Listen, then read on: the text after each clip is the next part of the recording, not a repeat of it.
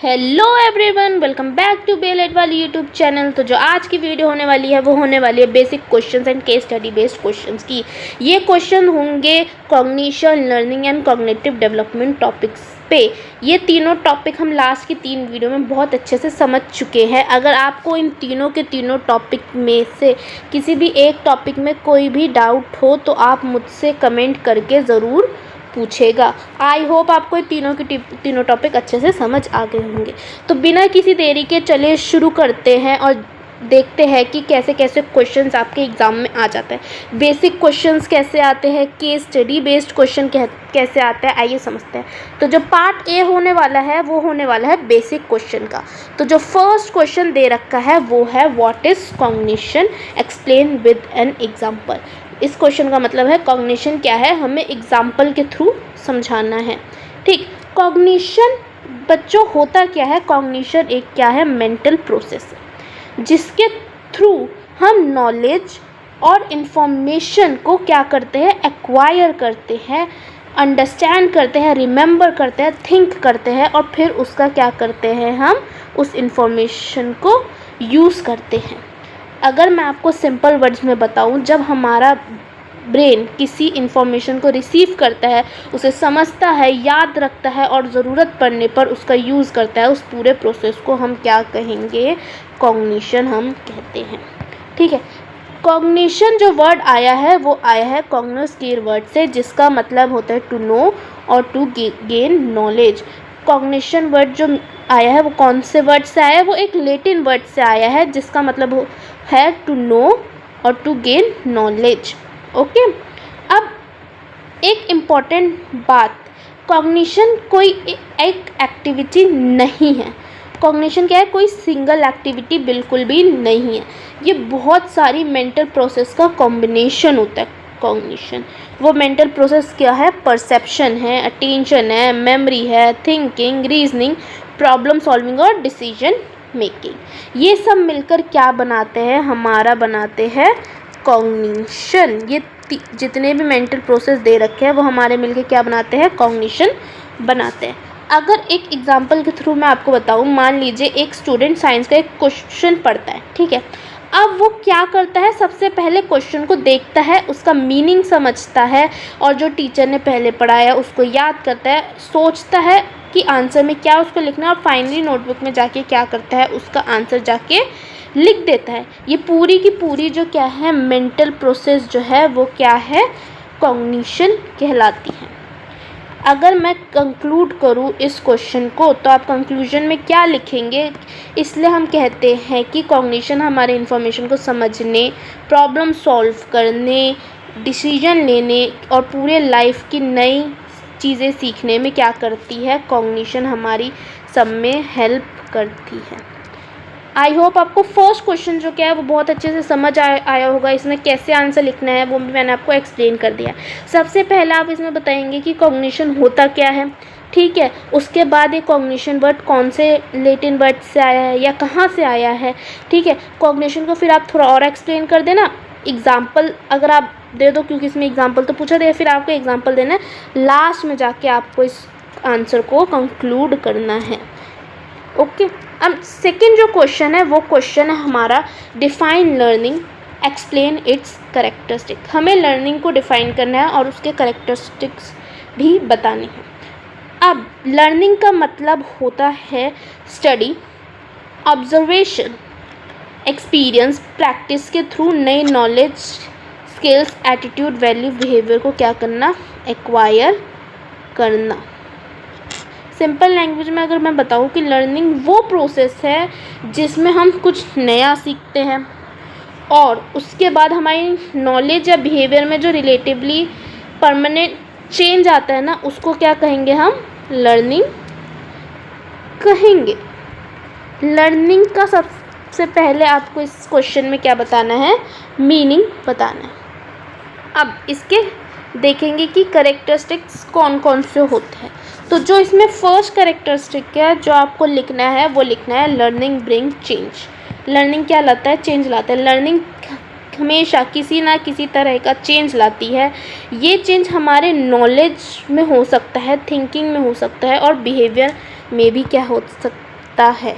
ठीक, आप इस पॉइंट को और भी ज़्यादा एक्सपेंड कर सकते हो जैसे आपको एक्सप्लेन करना चाहो। सेकंड कैरेक्टरिस्टिक में आपको बताना है कि learning is a continuous process. Learning क्या है, कभी नहीं रुकती है।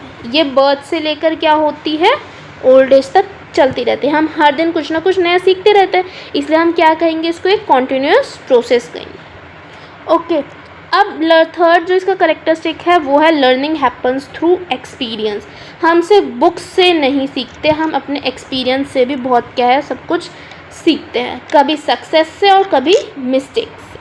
ठीक है, अगर मैं इसका एक एग्जांपल दूँ, अगर किसी स्टूडेंट के एग्ज़ाम में कम मार्क्स आते तो वो समझ जाते कि नेक्स्ट टाइम उसको और प्रिपरेशन करनी है, तो यहाँ क्या आया, उसका एक्सपीरियंस आया, है ना। तो ये हमारा लर्निंग जो होती है हैपन्स होती है थ्रू एक्सपीरियंस। फोर्थ इसका कैरेक्टरिस्टिक है लर्निंग रिक्वायर्स प्रैक्टिस। बहुत सी स्किल्स सिर्फ एक बार देखने से नहीं आती, उन्हें बार बार प्रैक्टिस करना पड़ता है। जितना ज़्यादा प्रैक्टिस होगी उतनी क्या है, हमारी स्किल क्या है, इम्प्रूव हो जाएगी। फिफ्थ जो इसका कैरेक्टरिस्टिक है वो है learning can be formal, learning can be informal. Formal learning वो लर्निंग होती है जो कि हम स्कूल या कॉलेज या यूनिवर्सिटी से सीखते हैं, यहाँ ट्रेन टीचर और सिलेबस के अकॉर्डिंग हमें पढ़ाया जाता है। ठीक है, फॉर्मल लर्निंग में। इनफॉर्मल लर्निंग ये हम होती है कि जो हम डेली लाइफ में नेचुरली होती है, हम फैमिली, फ्रेंड्स और सोसाइटी से बहुत कुछ सीखते हैं। जैसे पेरेंट्स से हम मैनर सीखते हैं, या अगर मैंने आपको पहले भी एग्जांपल दिया था लर्निंग वाली वीडियो में कि अगर हम यूट्यूब देख के कुकिंग सीखते हैं, तो ये भी क्या है, हमारा लर्निंग का ही पार्ट है। अब जो इसका सिक्स्थ कैरेक्टरिस्टिक है वो है learning is individual. Her learner अलग अलग होता है, कुछ स्टूडेंट जल्दी सीखते हैं, कुछ स्टूडेंट्स थोड़ा ज़्यादा टाइम और प्रैक्टिस के साथ सीखते हैं। ठीक है, या उनको कुछ थोड़ा टाइम और प्रैक्टिस चाहिए होती है। इसलिए एक अच्छा टीचर हर स्टूडेंट की लर्निंग स्पीड समझता है और उसके अकॉर्डिंग टीचिंग करता है। तो लर्निंग क्या है, लर्निंग एक इंडिविजुअल है। अगर मैं एग्जांपल लूँ कि एक बच्चा रोज़ साइकिल चलाने की प्रैक्टिस करता है, शुरू में वो क्या है, गिरेगा, फिर बैलेंस बनाना सीखता है और कुछ दिन बाद बिना किसी की हेल्प से साइकिल चलाने लगता है। इससे क्या है, उसकी जो लर्निंग क्या है, इम्प्रूव हुई है। अब जो थर्ड क्वेश्चन है जो गिवन है वो है what is cognitive development, explain with its example. Explain करना है हमें इसकी एग्जाम्पल के थ्रू कि कॉग्निटिव डेवलपमेंट आखिर में है क्या चीज़। ठीक है, अब हम तीसरा और बहुत इम्पोर्टेंट कॉन्सेप्ट जो हमारा इसमें है वो है कॉग्निटिव डेवलपमेंट। सबसे पहले आप ये समझाइएगा कि कोई भी बच्चा फुली डेवलप्ड नहीं होता है ना, उसकी थिंकिंग एबिलिटीज़ क्या है, फुली डेवलप नहीं होती। कोई भी बच्चा थिंकिंग एबिलिटीज़ के साथ कभी पैदा ही नहीं हो सकता। जैसे जैसे बच्चा क्या है बड़ा होगा वैसे वैसे उसके ब्रेन भी डेवलप होगा, उसके साथ उसकी थिंकिंग, मेमोरी, लैंग्वेज, रीजनिंग और प्रॉब्लम सॉल्विंग की एबिलिटीज़ भी क्या है, ग्रो होंगी। अब जो उसकी ये जो सारी एबिलिटीज़ है वो एज के साथ धीरे धीरे ग्रो होगी, वो पैदा होकर ये सारी चीज़ें एक्वायर नहीं कर पाएगा, है ना। इसी ग्रेजुअल इम्प्रूवमेंट को क्या कहते हैं, कॉग्निटिव डेवलपमेंट कहते हैं। अगर मैं आपको सिंपल लैंग्वेज बताऊँ कि कॉग्निटिव डेवलपमेंट वो प्रोसेस है जिसमें एज और एक्सपीरियंस के साथ एक व्यक्ति की थिंकिंग एबिलिटीज़ ग्रेजुअली इम्प्रूव होती है। ये डेवलपमेंट सिर्फ एज की वजह से नहीं होता, इसमें एनवायरनमेंट, लर्निंग और एक्सपीरियंस का भी क्या होता है, बहुत बड़ा रोल होता है। अब इसमें हम कुछ एग्जाम्पल के थ्रू मैं आपको बताती हूँ कि एक 2 साल के बच्चा अपने पेरेंट्स को क्या है, पहचान लेता है ना। तो ये क्या है, कॉग्निटिव डेवलपमेंट का पता है। एक 5 साल का बच्चा काउंटिंग कर लेता है ना। एक 10 साल का बच्चा मैथमेटिक्स की प्रॉब्लम सॉल्व कर लेता है। एक टीनेजर बच्चा फ्यूचर गोल्स के बारे में प्लानिंग कर सकता है और डिफ़िकल्ट प्रॉब्लम को क्या है, वो सॉल्व भी कर सकता है। तो ये जो ग्रेजुअली इम्प्रूवमेंट हुई उसी को हम क्या कहेंगे, कॉग्निटिव डेवलपमेंट। आई होप आपको ये थर्ड क्वेश्चन भी अच्छे से आया होगा कि आपको आंसर कैसे फ्रेम करना है। मैंने आंसर भी आपको अच्छे से एक्सप्लेन कर दिया था और सेकंड क्वेश्चन का भी बता देता कि सेकंड क्वेश्चन में सबसे पहले आप बताएंगे कि इसका लर्निंग का मतलब क्या होता है, फिर उसके कैरेक्टरिस्टिक को आप और भी ज़्यादा डिटेल में एक्सप्लेन कर देना। सेम इन थर्ड क्वेश्चन आपको यही करना है कि कॉग्निटिव डेवलपमेंट बताना है कि क्या है, फिर उसका आप एक एग्जाम्पल दे देना।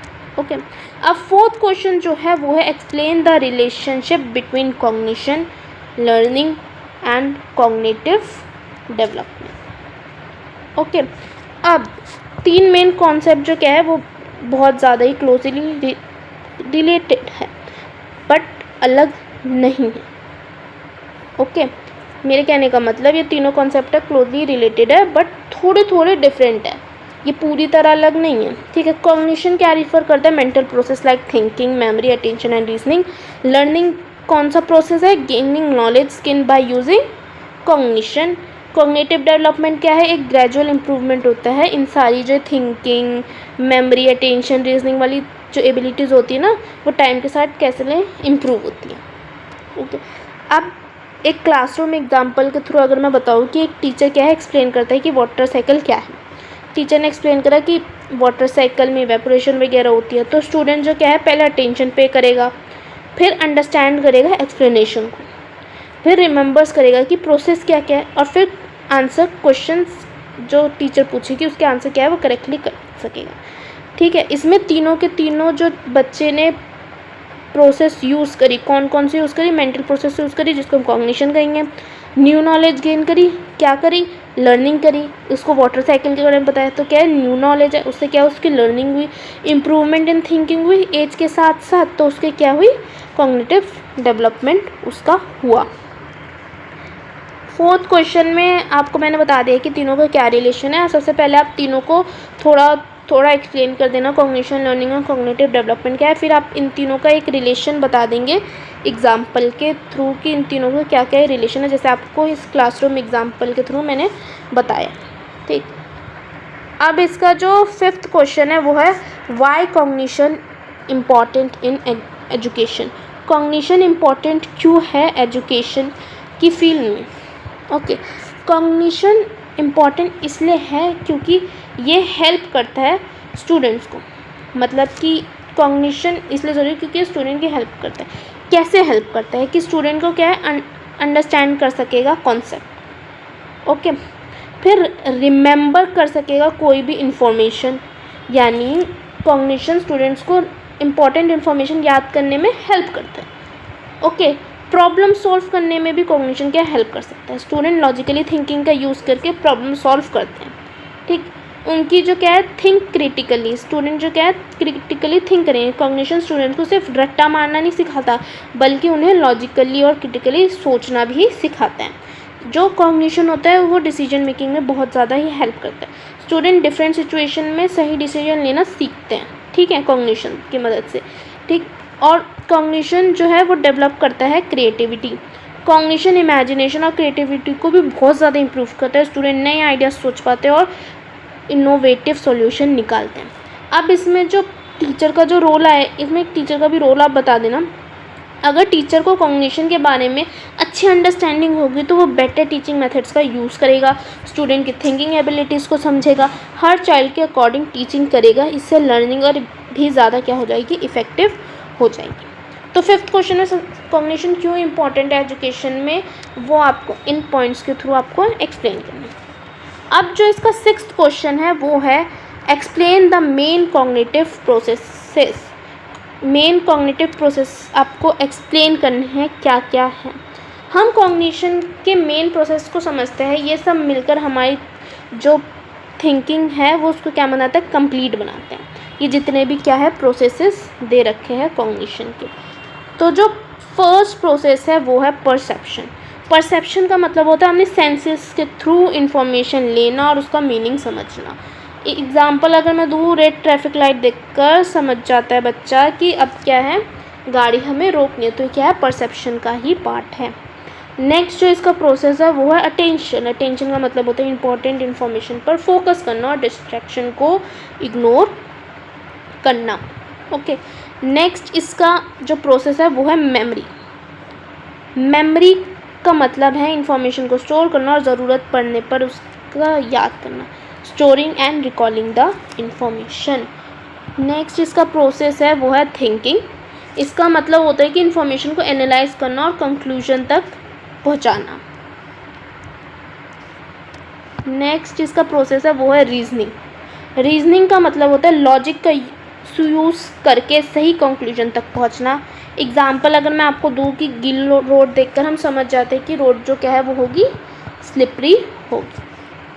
सिक्स्थ इसका जो प्रोसेस है वो है प्रॉब्लम सॉल्विंग, मतलब किसी चैलेंज का सॉल्यूशन हमें ढूंढना, फाइंडिंग सॉल्यूशन टू चैलेंजेस।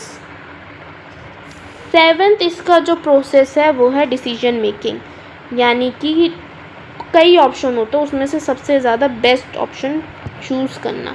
ये जो सारी प्रोसेस एक साथ मिलकर काम करती है, इसी वजह से हमारी किसी भी इंफॉर्मेशन को समझ पाता है और लर्निंग क्या है हमारी पॉसिबल हो जाती है।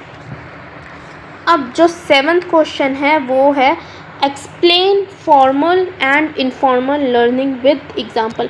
हमें फॉर्मल और इनफॉर्मल लर्निंग क्या होती है एग्जाम्पल के थ्रू हमें बताना है, ठीक।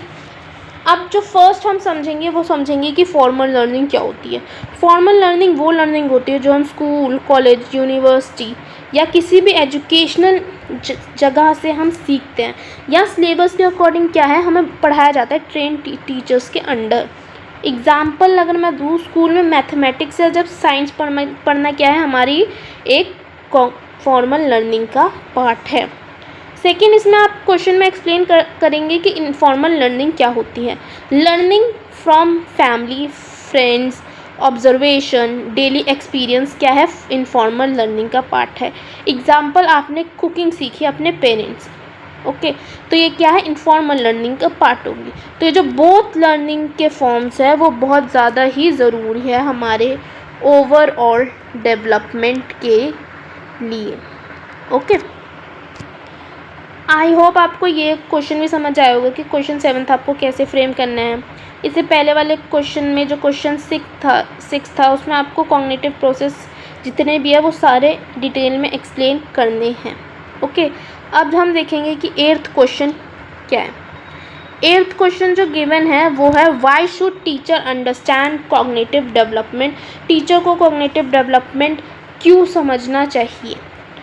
एक टीचर को कॉग्निटिव डेवलपमेंट समझने की क्या ज़रूरत पड़ेगी, क्योंकि हर बच्चा जो क्या है वो अलग तरीके से सोचता है और अलग स्पीड से सीखता है, okay.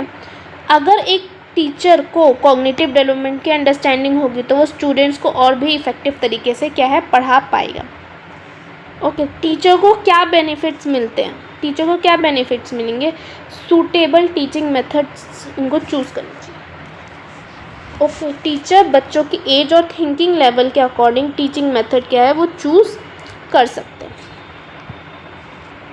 Plan age appropriate lesson, हर एज के ग्रुप के हिसाब से लेसन प्लान बनाना आसान हो सकता है टीचर के लिए, ओके। एक्टिव लर्निंग एंकरेज कर सकता है टीचर स्टूडेंट की एक्टिविटी डिस्कशंस और प्रोजेक्ट्स में इन्वॉल्व कर सकता है। Improve student thinking skills, teacher student की रीजनिंग, क्रिएटिविटी और प्रॉब्लम सॉल्विंग एबिलिटीज़ को भी क्या कर सकता है डेवलप कर सकता है। अब अंडरस्टैंड इंडिविजुअल डिफरेंसेस, हर स्टूडेंट की लर्निंग स्टाइल और स्पीड अलग होती है, टीचर इस डिफरेंस को समझकर बेटर सपोर्ट के साथ दे सकता है। नेक्स्ट है create a positive learning environment, teacher classroom को एक ऐसा बना सकता है जहाँ स्टूडेंट फ्रीली क्वेश्चन पूछ सके, मिस्टेक से सीख सके और कॉन्फिडेंस के साथ पार्टिसिपेट कर सके। इसीलिए एक अच्छा टीचर सिर्फ सब्जेक्ट नहीं पढ़ाता, वो बच्चों की थिंकिंग एबिलिटीज़ को भी डेवलप करता है। जब आप कॉग्निटिव डेवलपमेंट को समझ कर टीचिंग करते हैं ना, तब स्टूडेंट सिर्फ एग्ज़ाम के लिए नहीं पढ़ते बल्कि लाइफ के लिए बेटर लर्नर्स भी क्या है वो बन जाते हैं, और इसी तरह से जो क्या है टीचिंग हमारी बहुत ही ज़्यादा इफ़ेक्टिव हो जाएगी। आई होप आपको 8th क्वेश्चन भी अच्छे से समझ आया होगा कि इसमें आपको आंसर राइटिंग कैसे करनी है, और जो भी मैं बोल रही हूँ ना वो थोड़ा आपको मैं डिटेल में बता रही हूँ, जिससे आप जब भी अगर ऐसे क्वेश्चन आए ना तो आप आंसर राइटिंग क्या है वो बहुत ही और भी ज़्यादा अच्छे तरीके से कर पाओ।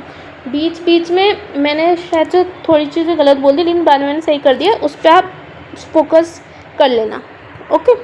नेक्स्ट जो इसका पार्ट बी आएगा वो है पार्ट बी जो है हमारा case study based question. Case study based question बहुत ही ज़्यादा आता है, डायरेक्ट क्वेश्चंस नहीं आते क्योंकि कॉलेज लेवल में डायरेक्ट क्वेश्चंस नहीं पूछे जाते।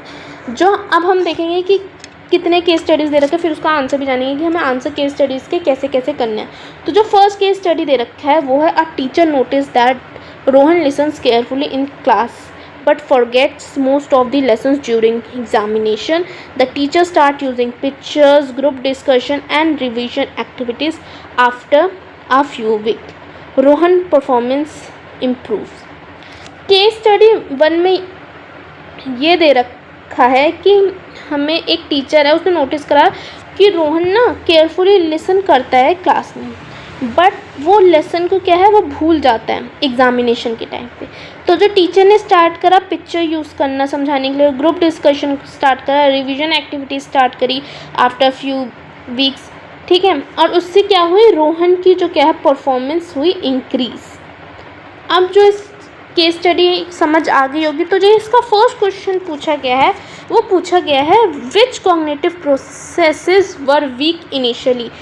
जो रोहन के अंदर कौन सी कॉग्निटिव प्रोसेस वीक थी।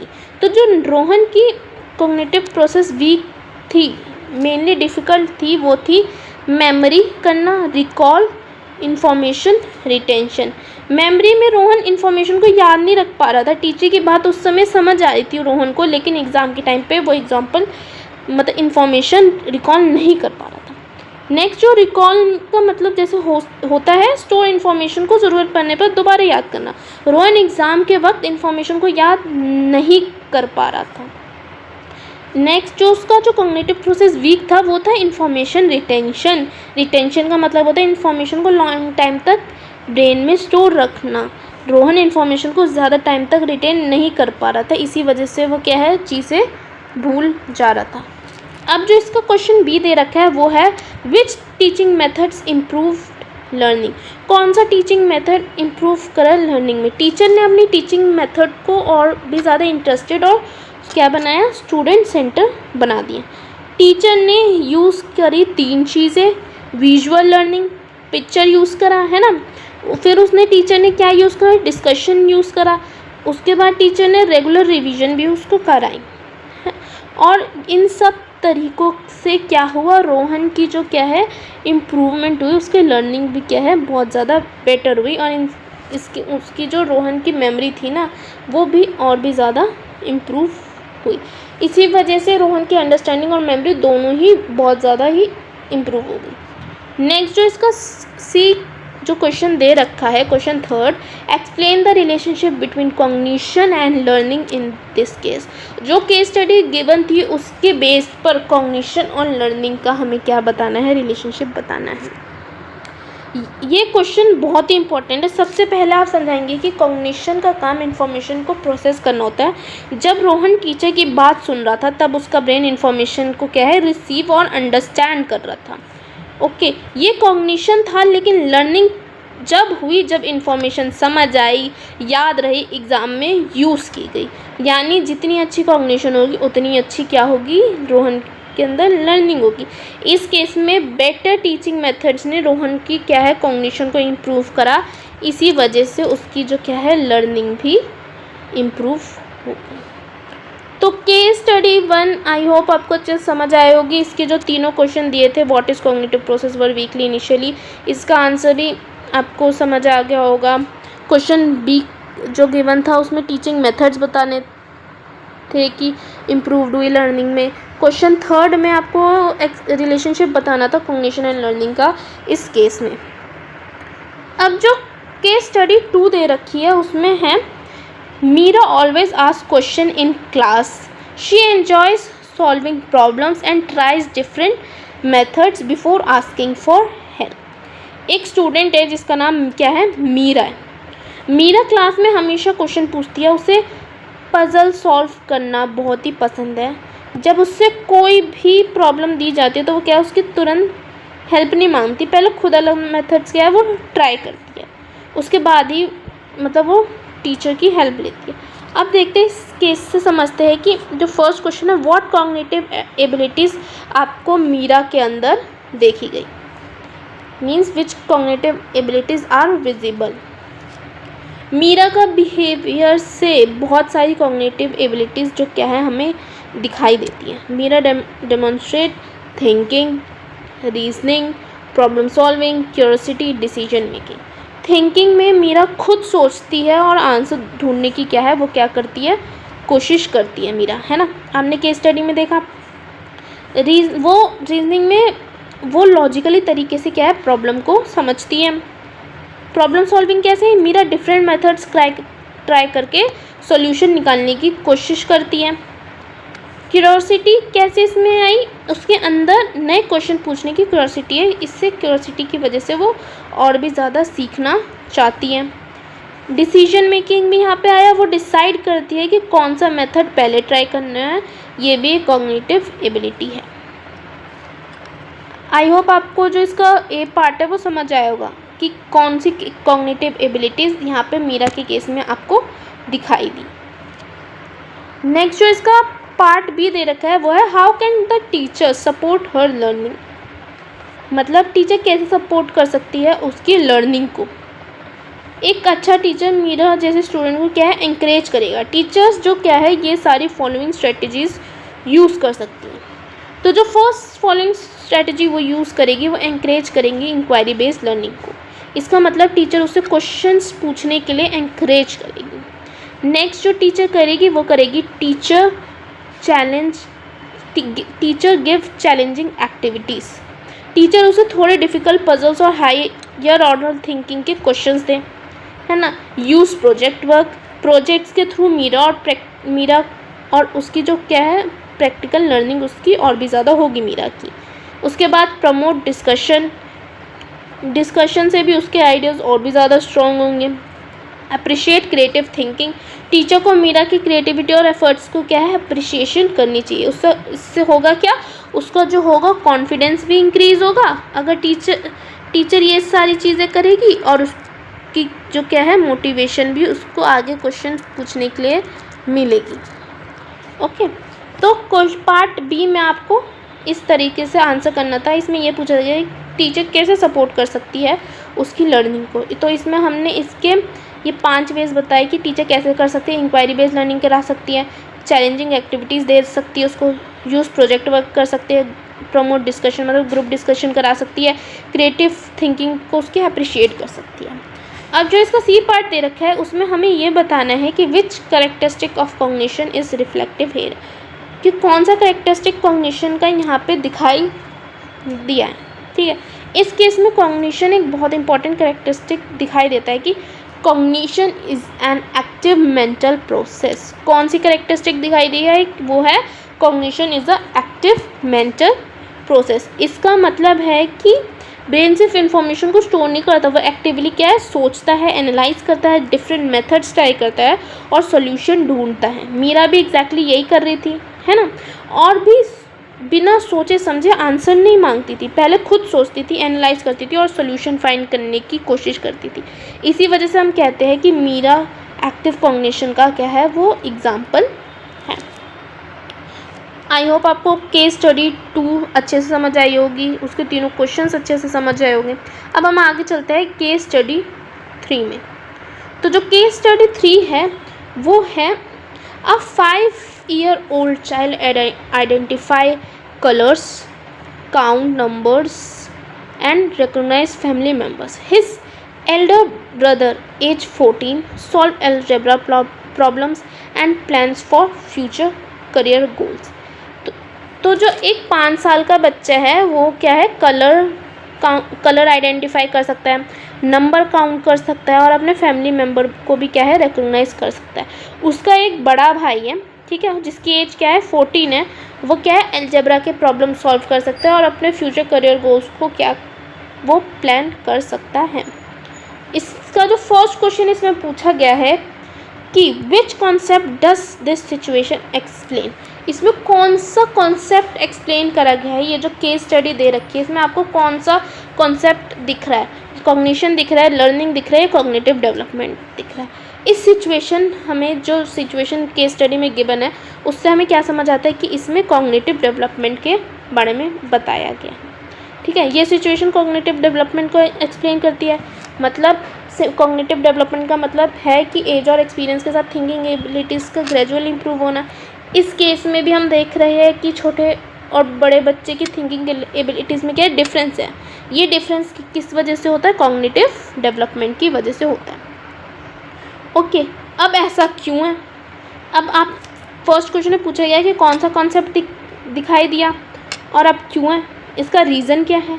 इसका रीज़न जो क्या है बहुत ही ज़्यादा सिंपल है। जैसे जैसे बच्चा एज के साथ बड़ा होगा ना, वैसे उसकी क्या है, थिंकिंग एबिलिटीज़ इम्प्रूव होगी, मेमोरी इम्प्रूव होगी, है ना, रीजनिंग डेवलप होगी और प्रॉब्लम सॉल्विंग जो एबिलिटी है वो क्या है और भी ज़्यादा इम्प्रूव हो जाएगी। इस केस में 5 साल का बच्चा कलर्स पहचानता है, काउंटिंग करता है, फैमिली मेम्बर्स को रिकग्नाइज करता है, ये बेसिक कॉग्निटिव एबिलिटीज़ है। और जो 14 ईयर्स का जो उसका भाई है वो अलजेब्रा की प्रॉब्लम सॉल्व करता है, फ्यूचर प्लानिंग करता है, लॉजिकल थिंकिंग का यूज़ करता है। ये क्या है, एडवांस कॉग्निटिव एबिलिटी है। सी क्वेश्चन जो इसका गिवन है वो है which stage shows abstract thinking. कौन सा स्टेज शो करता है एब्स्ट्रैक्ट थिंकिंग में? इस केस में जो एक केस स्टडी 3rd दे रखी है, इस केस में कौन सा स्टेज एब्स्ट्रैक्ट थिंकिंग करता है? वो है एडोलसेंस की स्टेज। यानी कि एब्स्ट्रैक्ट थिंकिंग का मतलब होता है ऐसी चीज़ों के बारे में सोचना जो डायरेक्टली सामने ना हो, जैसे future planning, career goals, imagination, hypothetically situations, complex idea. Teacher जो क्या है ग्रेजुअली एब्स्ट्रैक्ट और लॉजिकल थिंक क्या है डेवलप करते हैं, इसलिए इसका आंसर क्या हुआ, एडोलसेंस हुआ। अब केस स्टडी 4 गिवन है। केस स्टडी 4 है A teacher teaches the topic of water cycle. One student only memorized the definition. Another student explained the entire process using a diagram and gives real life example. एक teacher है class में, वो क्या है water cycle पढ़ा रहा है। 2 student है, जो स्टूडेंट 1 है सिर्फ वाटर साइकिल की उसको डेफिनेशन याद कर लेता है, लेकिन उसका कॉन्सेप्ट क्या है, उसकी डीप अंडरस्टैंडिंग कॉन्सेप्ट की नहीं बन पाती। जो स्टूडेंट 2 है उसको सिर्फ डेफिनेशन याद नहीं करता, बल्कि वो डायग्राम बनाकर एक्सप्लेन करता है, रियल लाइफ एग्जांपल्स देता है, प्रोसेस को लॉजिकली समझता है। अब देखते हैं कि इसके क्वेश्चंस कैसे गिवन है। तो जो फर्स्ट क्वेश्चन गिवन है, हु डेमोन्स्ट्रेट बेटर कॉग्निशन, इन दोनों बच्चों में से कौन सा बच्चा बेटर कॉग्निशन डेमोन्स्ट्रेट करता है? वो है चाइल्ड 2, स्टूडेंट 2। अब अगर इसी क्वेश्चन में अगर आपको और एक्सप्लेन करना है तो आप वो कर सकते हो क्यों। इस केस में जो स्टूडेंट 2 है वो बेटर है, क्यों? क्योंकि उसकी सिर्फ इन्फॉर्मेशन को याद नहीं करता, उसने उससे समझा, एनालाइज करा और रियल लाइफ में अप्लाई भी किया। ये हाई लेवल कॉग्निशन को क्या है जो स्टूडेंट 2 है वो शो करते हैं। अब सेम इसका क्यों है ना, पार्ट बी इसका वही क्यों आ गया, क्यों करता है। सेकेंड स्टूडेंट बेटर कॉग्निशन इसलिए शो करता है, वो सिर्फ रॉट लर्निंग पे फोकस नहीं करता, ओके, बल्कि इंफॉर्मेशन को अंडरस्टैंड करता है, डिफरेंट आइडियाज़ को कनेक्ट करता है, डायग्राम के हेल्प से क्या है एक्सप्लेन करता है और रियल लाइफ एग्जांपल से भी वो एक्सप्लेनेशन दे रहा है, यानी उसने नॉलेज को अप्लाई भी किया और एप्लीकेशन हायर कॉग्निशन का साइन भी होता है। जो इसका सी क्वेश्चन दे रखा है वो है विच कॉग्निटिव प्रोसेसेस आर इन्वॉल्व, कौन से कॉग्निटिव प्रोसेस इसमें इन्वॉल्व थे। इस केस में कॉग्निटिव प्रोसेस एक साथ काम कर रहे हैं, जैसे कि कौन कौन से हैं, attention, memory, thinking, understanding, reasoning. Attention कैसे, टीचर की एक्सप्लेनेशन को वो स्टूडेंट 2 ध्यान से सुन रहा है ना। मेमोरी कैसे, वाटर साइकिल को वो याद कर रहा है। थिंकिंग कैसे, डायग्राम और कॉन्सेप्ट को लॉजिकली वो समझ रहा है। अंडरस्टैंड कैसे, हर स्टेप का वो क्या है मीनिंग समझ रहा है, हर स्टेप का वो क्या है मीनिंग समझ रहा है। रीजनिंग कैसे, रियल लाइफ एग्जांपल के थ्रू वो क्या है कॉन्सेप्ट को एक्सप्लेन करता है। केस स्टडी 4 में पहले इसमें आपको एक केस स्टडी दे रखी थी जिसमें 2 बच्चे हैं, एक बच्चे को क्या है डेफिनेशन याद होती है, लेकिन दूसरी बच्चा क्या है डायग्राम वगैरह का यूज़ करके पूरे एंटायर प्रोसेस को समझता है। तो इसमें हमें ये बताना है कि किसका कॉग्निशन बेटर है। तो हमने देखा स्टूडेंट 2 जो है सेकेंड स्टूडेंट उसका कॉग्निशन बेटर है। क्यों बेटर है, क्योंकि वो रिमेंबर इन्फॉर्मेशन नहीं कर रहा, सिर्फ मतलब इन्फॉर्मेशन को याद नहीं कर रहा वो, बल्कि उसको समझ रहा है, एनालाइज कर रहा और उस नॉलेज को अप्लाई भी कर रहा है। तो इसी क्वेश्चन में ये पूछा गया कि विच कॉग्निटिव प्रोसेस आर इन्वॉल्व, कौन कौन से कॉग्निटिव प्रोसेस इन्वॉल्व थे। वो थे attention, memory, thinking, understanding and reasoning. अब अगर ऐसा क्वेश्चन आया तो आप इसको डिटेल में एक्सप्लेन कर पाओगे, ओके। अब केस स्टडी 5 देखते हैं कि केस स्टडी 5 क्या है। A government school introduced activity based learning instead of traditional lecture method, students begin asking more questions, solving real life problems and participating actively in classroom discussion. एक government school ने traditional lecture method को replace करके activity based learning शुरू कर दी. ठीक है, अब students क्या है, ज़्यादा क्वेश्चन पूछते हैं, रियल लाइफ प्रॉब्लम सॉल्व करने लगे और क्लासरूम डिस्कशन में एक्टिवली क्या है, पार्ट लेने लगे. अब देखते हैं कि इससे कैसे क्वेश्चंस पूछे गए. तो जो फर्स्ट क्वेश्चन है, which educational concept are reflective here. कौन कौन से एजुकेशनल कॉन्सेप्ट रिफ्लेक्ट करे गए हैं यहाँ पे. इस सिचुएशन में इंपॉर्टेंट एजुकेशनल कॉन्सेप्ट दिखाई देते हैं. जो फर्स्ट है कॉग्निशन. कॉग्निशन कैसे है, स्टूडेंट एक्टिवली सोच रहे हैं, क्वेश्चंस पूछ रहे हैं, इन्फॉर्मेशन को प्रोसेस कर रहे हैं. नेक्स्ट है लर्निंग. लर्निंग कैसे, स्टूडेंट नई नॉलेज और स्किल्स गेन कर रहे हैं. ओके. नेक्स्ट है कॉग्निटिव डेवलपमेंट, उनकी थिंकिंग और रीजनिंग एबिलिटीज़ भी यहाँ पे क्या है, इंप्रूव हो रही है. फोर्थ एक्टिव लर्निंग, स्टूडेंट सिर्फ लेक्चर नहीं सुन रहा बल्कि एक्टिविटीज़ और डिस्कशन में एक्टिवली पार्टिसिपेट भी कर रहा है.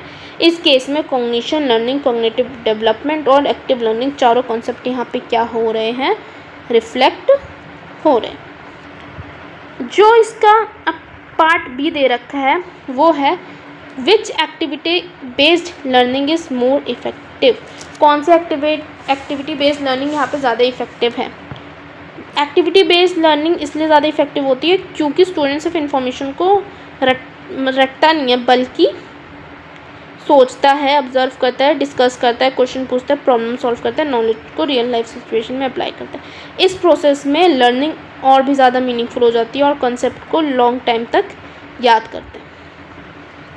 सॉरी, इस क्वेश्चन में वाई पूछा गया था. Why is activity based learning more effective.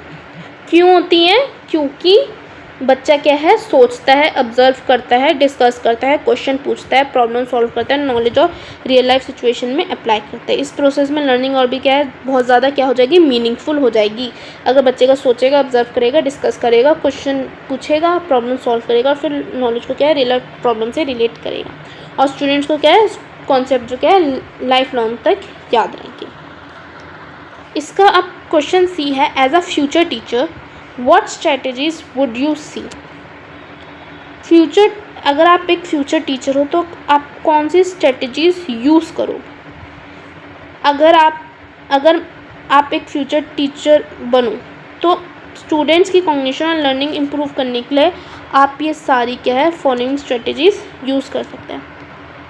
Students में क्या क्या करेंगे आप, एंकरेज क्वेश्चनिंग. मेन स्टूडेंट को फ्रीली क्वेश्चन पूछने के लिए एंकरेज करूँगी. मतलब मैं अगर करूँगी तो क्या करोगे आप, स्टूडेंट को फ्रीली क्वेश्चन पूछने के लिए एंकरेज करोगे. Use hands on activities. आप क्या कर सकते हो, प्रैक्टिकल और एक्टिविटी बेस्ड लर्निंग को इम्पोर्टेंस दोगे. ओके. उसके बाद आप क्या कर सकते हो, प्रमोट ग्रुप डिस्कशन. स्टूडेंट्स को ग्रुप डिस्कशन करने का मौका आप दे सकते हो ताकि वो एक दूसरे से क्या है, सीख सकें. फिर आप कर सकते हो गिव रियल लाइफ एग्जांपल. हर कॉन्सेप्ट को रियल लाइफ एग्जांपल के थ्रू आप एक्सप्लेन कर सकते हो. इससे कॉन्सेप्ट क्या है वो इजीली आपको मतलब बच्चों को समझ आ जाएंगे. उसके बाद आप यूज़ कर सकते हो visual aids. Charts, picture, models और वीडियोस का आप यूज़ कर सकते हो. विजुअल लर्निंग से मेमोरी और अंडरस्टैंडिंग दोनों इम्प्रूव होती हैं. नेक्स्ट आप कर सकते हो एंकरेज प्रॉब्लम सॉल्विंग. स्टूडेंट्स को ऐसे क्वेश्चंस आप दो जिससे उनकी थिंकिंग और रीजनिंग दोनों डेवलप हो. नेक्स्ट प्रोवाइड कर सकते हो रेगुलर फीडबैक. स्टूडेंट्स को उनके मिस्टेक बताकर इम्प्रूवमेंट के लिए आप गाइड करो. स्टूडेंट्स को ये मत बोलो आपने गलत करा है. आप स्टूडेंट को बोल सकते हो कि आपको ये क्वेश्चन ऐसे नहीं ऐसे करना था. ठीक है, आप एक बार ट्राई करो, क्या आपने ये क्वेश्चन सही करा. उसको डीमोटिवेट मत करो, आप उसको थोड़ा मोटिवेट करो कि इस क्वेश्चन को आप इस तरह से भी कर सकते हो. नेक्स्ट आप कर सकते हो रिस्पेक्ट इंडिविजुअल लर्निंग डिफरेंसेस. हर स्टूडेंट की लर्निंग स्पीड और स्टाइल क्या है, अलग होती है. इसलिए आप उसको उनकी एबिलिटीज़ के अकॉर्डिंग क्या है, सपोर्ट करो. अगर आप ये सारी की सारी स्ट्रैटेजी स्टूडेंट की कॉग्निशन, लर्निंग और कॉग्निटिव डेवलपमेंट की इम्प्रूवमेंट की तरफ आप उसको ले जाओ. इसी वजह से एक टीचर को हमेशा स्टूडेंट सेंटर और एक्टिविटी बेस्ड लर्निंग का मेथड यूज़ करना चाहिए. ओके. नेक्स्ट जो इसमें मैंने आपके लिए कुछ इम्पॉर्टेंट एनालिटिकल क्वेश्चंस भी निकाल रखे हैं। आप इन क्वेश्चन का आंसर मेरे को मेल भी कर सकते हो। मैं मेल आईडी आपको कमेंट सेक्शन में पिन कर दूंगी, ठीक है। जो इसमें फर्स्ट क्वेश्चन जिसका आपको आंसर देना है वो define cognition, explain its characteristic with suitable example. Second question में आपको बताना है explain the relationship between cognition learning and cognitive development. इन दोनों के बीच में रिलेशनशिप क्या है। कॉग्निशन इंपॉर्टेंट क्यों एजुकेशन में, एग्जाम्पल के थ्रू बताना है थर्ड क्वेश्चन में। फोर्थ क्वेश्चन में आपको एक्सप्लेन करना है मेजर कॉग्निटिव प्रोसेस डिटेल में। फिफ्थ क्वेश्चन में बताना है how does learning bring uh relatively permanent change, learning कैसे चेंज ला सकती है बिहेवियर में। सिक्स्थ क्वेश्चन में आपको बताना है इम्पोर्टेंस कॉग्निटिव डेवलपमेंट का फॉर इफेक्टिव टीचिंग। सेवन्थ में आपको बताना है कि आपको डिफ्रेंशिएट करना है cognition learning and cognitive development में एग्जाम्पल के थ्रू। फिर एट्थ क्वेश्चन में आपको बताना है explain how teachers can promote cognitive development in classroom, teacher कैसे प्रमोट कर सकते हैं कॉग्निटिव डेवलपमेंट को क्लासरूम में। नाइन्थ क्वेश्चन में आपको आंसर देना है analyse the role of experience and environment in learning and cognitive development, role बताना है एक्सपीरियंस का environment in learning and cognitive development में। टेंथ क्वेश्चन में बताना है every learning involve cognition but every cognition may not result in learning. इस statement को आपको डिस्कस करना है एग्जाम्पल के थ्रू। आई होप आपको सारे के सारे जो बेसिक क्वेश्चंस थे वो भी बहुत अच्छे से समझ आए होंगे कि आपको उन क्वेश्चंस के कैसे आंसर देने हैं। अगर आपके मतलब क्वेश्चन पेपर में जो आपके एग्ज़ाम्स हुए उसमें अगर आपके केस स्टडी बेस्ड क्वेश्चन भी आ गया, आपको वो भी पता है कि आपको उसका आंसर भी कैसे करके देना है। आप जो ये जो एनालिटिकल क्वेश्चंस है इसके आंसर आप मेरे को मेल कर सकते हैं। मैं मेल आईडी आपको पिन कर दूँगी जैसे मैंने आपको पहले बताया। अगर आपको इन जितने भी क्वेश्चन गिवन है उनमें किसी में भी डाउट है या आपको और अच्छे से समझना है तो आप कमेंट करके भी मेरे को ज़रूर बता सकते हैं, मैं आपके सारे डाउट सॉल्व करूँगी।